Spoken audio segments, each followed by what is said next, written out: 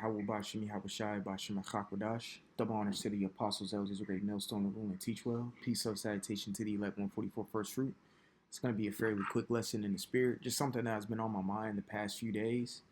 I've really been in the spirit of observing this last, week or so. Just peeping things, learning things, watching, understanding. You know, understanding new environments, new spirits, new things like, you know what I'm saying? I just been in that type of mode. And there's one thing that kind of rested with my spirit or, it's been on my spirit. And that's just looking, actually seeing or looking at brothers, faces. You know what I'm saying? And that a brother's countenance tells you a lot. And that's pretty much what this is going to be about. And I'm going to, I guess, align it with just one specific thing because, bros, all of us, we go through something. Our hell is not unique. Our hell is not unique. Or whatever you go through, whatever that brother goes through, whatever, it's not unique. It's what's common to the normal individual. It's just the only thing that is different is we're not going through it in vain like the millions upon millions are going through their hells and unfortunate circumstances in vain. We're not going through it in vain because we have the Lord and we're going through it for a purpose. We're actually being molded and created into something that's going to be beautiful. Our spirits are being, you know, shaped into something that's going to be extraordinary when it's all said and done. But again, I want to stay on topic is actually looking at bros' faces. Again, I know we kind of sometimes hide what we're going through pretty well, but sometimes you just gotta like pay attention a little bit more. Maybe when you salute a brother, I tend to bow to bros when I salute. That's just something I do. But maybe if you salute a brother, like actually you look at him, look at his countenance, look at his face, and sometimes you can tell if a brother just needs to talk, or if a brother, you can ask a bro, hey, you good, whatever, or you don't even have to say a word. His face alone lets you know what you need to go home and pray for, you know. So, you know, we're all tired. We're all tired. We're all irritated, stressed out. Babylon, man, we wish Babylon was gone yesterday, but hey, we're here and we still got to push it through. So this is Proverbs chapter 27, verse 17. And I know the world always reads only the first part of it, but you got to continue throughout the entire verse here. It says Proverbs 27 and 17. It says, iron sharpeneth iron, so a man sharpeneth the countenance of his friend. Right. So let's get the word sharpen. All right. It's Hadad, I think. Yeah, Hadad in the Hebrew. Okay. And that means to be alert or keen. Here's the word keen, acute. If I'm not mistaken. Yeah, the word acute pops up, meaning sharp or at a sharp angle.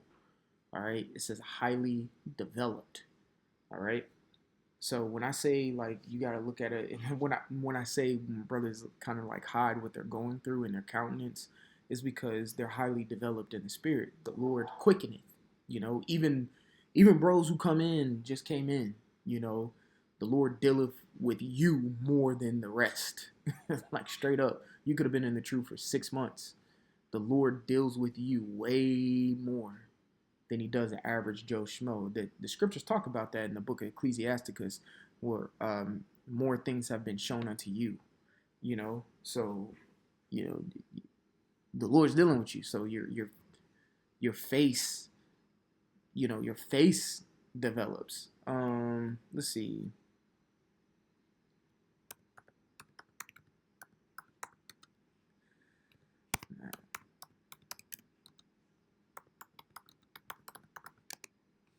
All right. Yeah, that's what I'm fucking looking for. President Lincoln's face change images. So yeah, you see that? That was in a matter of 4 years. We always bring this up. All right, thank you. Go back over there. All right, give me 1 second, bros.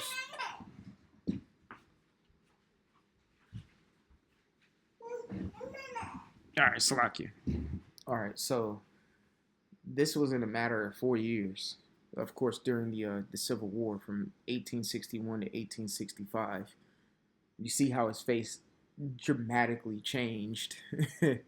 It's sharp, he went through things, so his face changed according to his stress levels, all of that.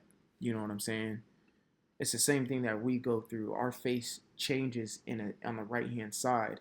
You can look at a man and see the wisdom in him, you know, and it sharpens it keen. It's keen, and of course too, when you're in this truth, you do become more alert. Because you have to keep up with the prophecies and you have to understand that the Lord's coming as a thief of the night. So you're going to be up and alert. Like, okay, something's about to happen, you know? But I kind of want to stay on this point of watching a bro's face, because that can give you the key indications of what you need to pray for that brother. Some brothers they just be fucking tired, bro. You could just see it on their face. They're just fucking tired. And I'm here today to push this lesson and just sit here and say, I'm praying for you bros for strength, for mental fortitude, for physical and spiritual health. You know, um, I always say to bros, I pray for bros. I pray to the Lord to give brothers a little bit of breathing room. I know this. I know the scriptures say this is not our rest. It isn't our rest, but doesn't mean you can get no rest. You know what I'm saying? It doesn't mean you get no rest. Just a little bit of breathing room, just so we can continue to push on and push forward. Just get the tad bit. All right.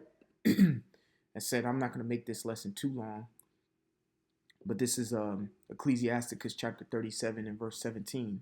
It says the countenance is a sign of changing of the heart. All right. The countenance is a sign of changing of the heart. You see that? The changing of the heart, meaning the changing of the mind. When you're going through, when cortisol levels are high, meaning stress, you can see it on someone's face. When you can see wrinkles developing. You know what I'm saying? You can see drooping of, you know, of the eyes. You can see what they call the little eye shadow, whatever lumps, whatever. You know, you just got the bags. That's what I'm saying. You got bags under your eyes. You can tell a brother's tired. Sometimes you can see when a brother is going through, he might not say it either, but he might be going through a jovial state in life, which is okay. It's wonderful. You're just doing good. You may be making money. Your rib may not be giving you bullshit. You probably just had a child and that's a blessing or something like that, or you got a new car, whatever you're going through in life, your countenance is going to show that. You're going to have, your chest and your chest is going to be out a little bit. Your shoulders are going to be, it's just the nature of the beast. What, like, if you're happy, what you going to do? Drag your feet all fucking day? No, you're just naturally going to be like that, upbeat.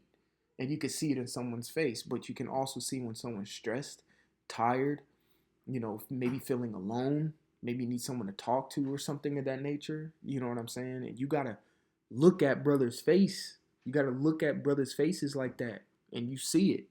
Sometimes there's an opening to where you can be like, hey, you good, bro? And he might spill it out to you, or you could just, like I said in the inception of this video, you could just, all right, hey, shalom, brother, while you looking at him and examining him, this brother might be going through a little something. He's trying to figure it out. Men usually get silent once they going through something. You know what I'm saying? Because they're trying to figure it out within their own mind. The scriptures tell you to examine yourself. The scriptures say, don't you know your own selves?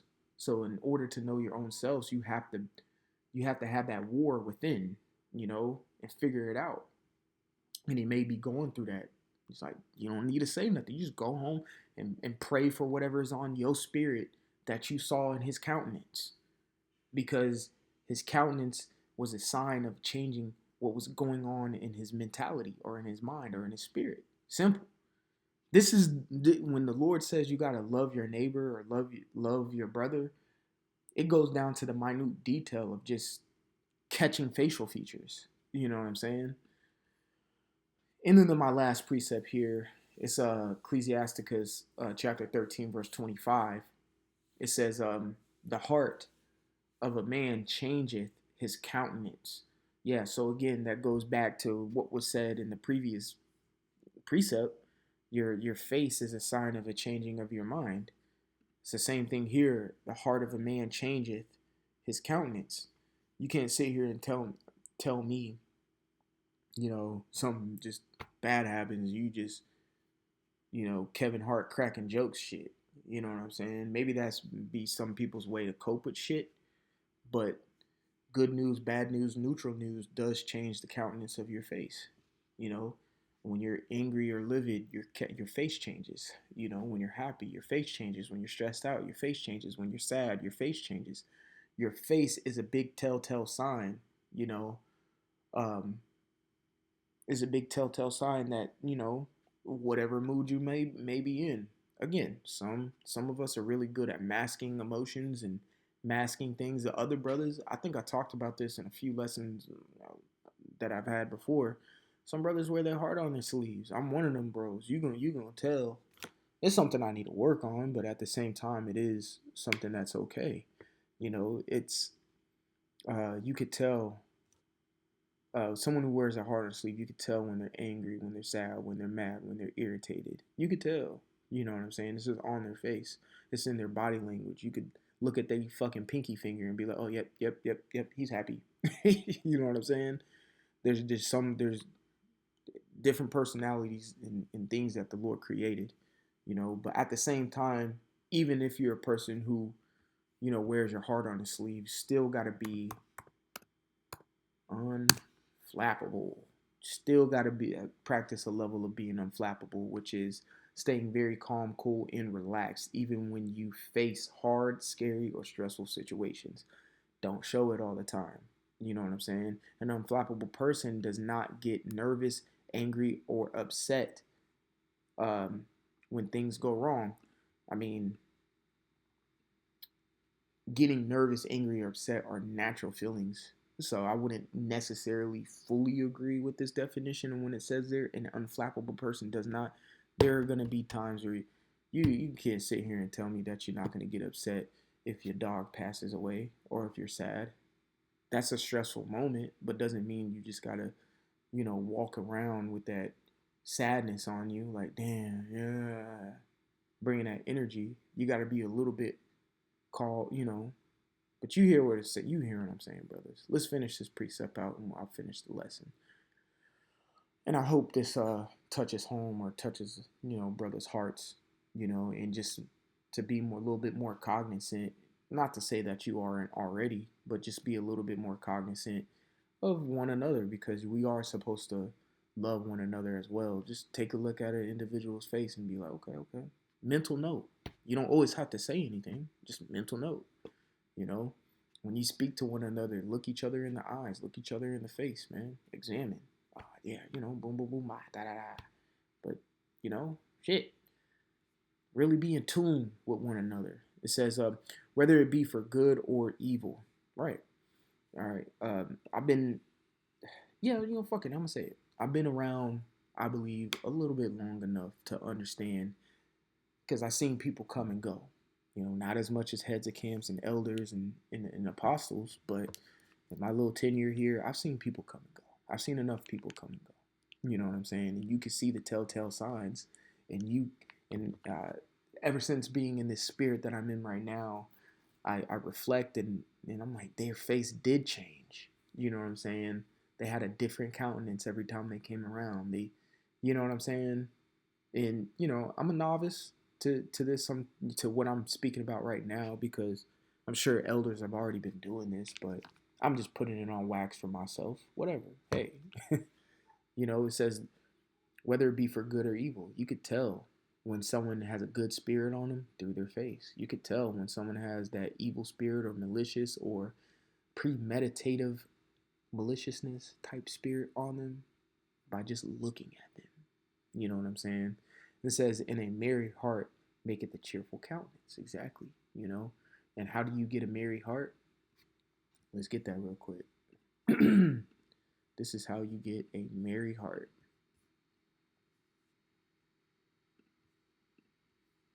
This is Ecclesiasticus Archer the first chapter.